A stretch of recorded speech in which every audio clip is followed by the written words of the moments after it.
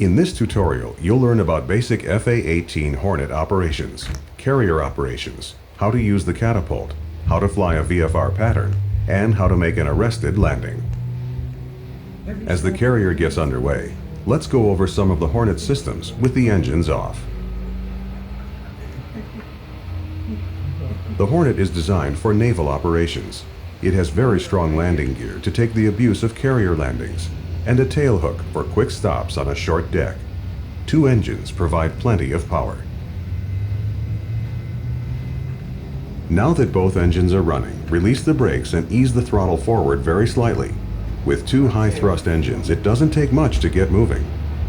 We won't be going over avionics or doing a thorough cockpit orientation here, but take a look around. Try to locate the main controls you'll use, such as the throttles, gear lever, hook lever, flap lever, and speed brake lever.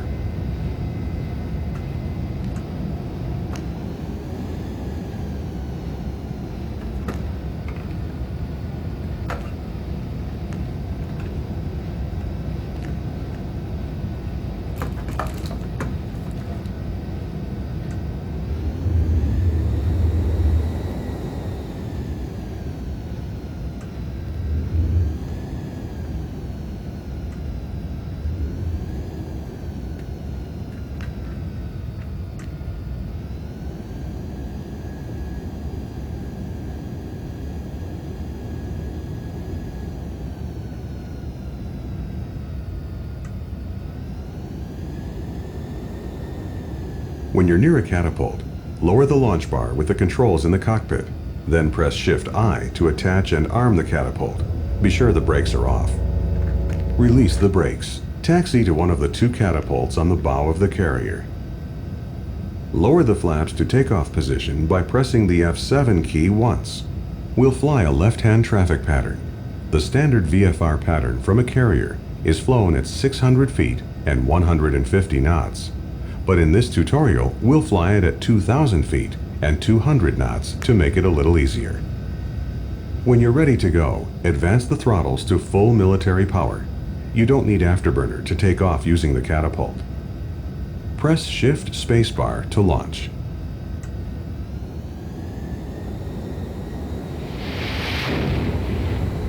Pull back on the stick and climb away from the carrier. Climb to 2,000 feet. Don't exceed 200 knots. Retract the gear, raise the flaps. Turn left to a heading of 200 and enter a downwind leg parallel to the carrier. On downwind, you should be level at 2,000 feet, flying at 200 knots.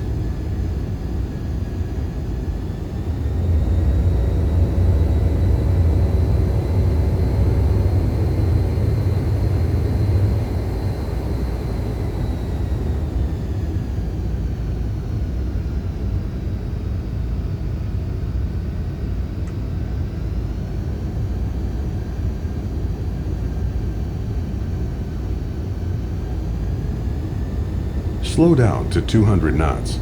Use the speed brake to slow down. Stretching across the deck are 4 cables that the tailhook can hook onto. Extend the gear. Don't flare on landing. Just fly the aircraft directly onto the deck in a tail-low attitude.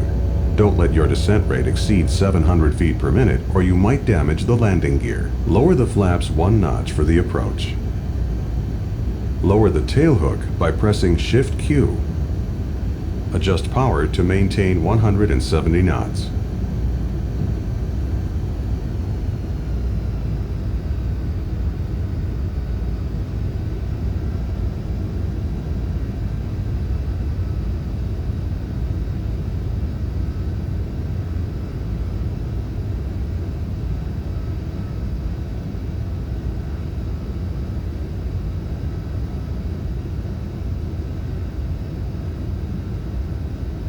Make a 180-degree turn to the left and line up for landing.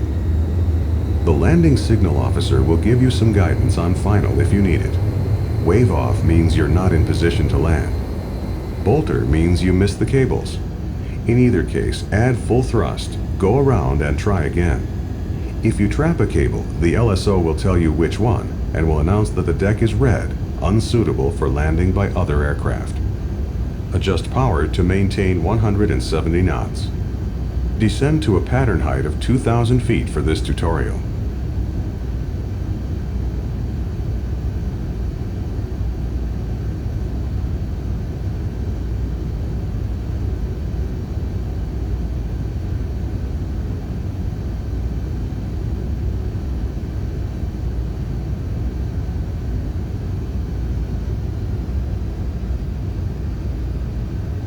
Remain above 1,000 feet until you're on a 2-mile final. Adjust power to maintain 150 knots. You're landing on the angled deck, so you need to be to the right of the carrier as you approach. The carrier is heading directly into the wind. To land on the angled deck, you need to compensate for the crosswind. You should be able to see the top of the deck throughout your approach. If you can't see the deck, you're too low.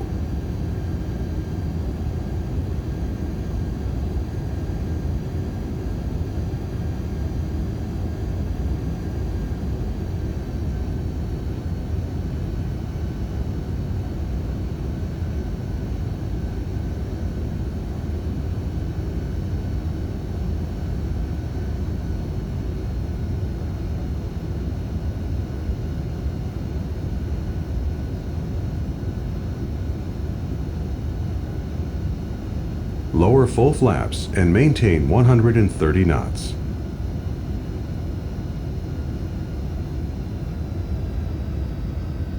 Adjust power to maintain 130 knots. Slow to 130 knots for the final approach.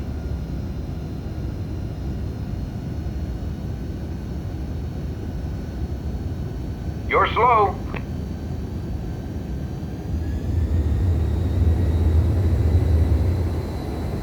You're fast. 355, 3/4 mile. Call the ball. The ball is the yellow indicator on the visual landing system on the left side of the flight deck. If the ball is higher than the row of green lights, you're too high. If the ball is lower than the green lights, you're too low. If the ball is red, you're dangerously low.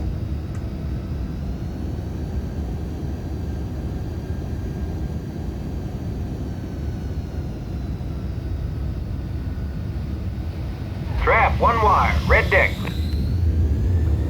Great landing. Raise the tailhook to release from the cable.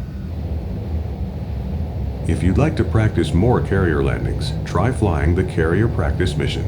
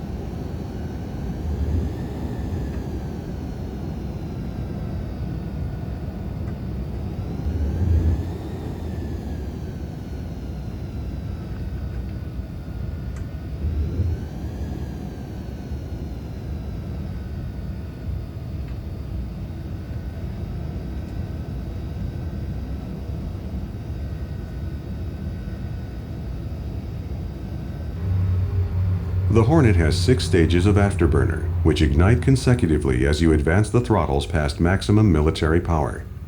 The more afterburner you use, the more thrust is produced, and the more fuel is consumed.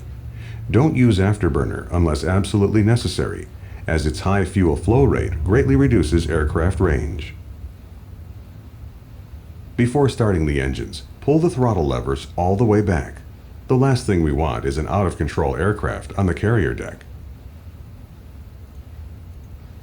Press Ctrl E to start the engines, or for the complete startup procedure, press Shift F10 to display the kneeboard.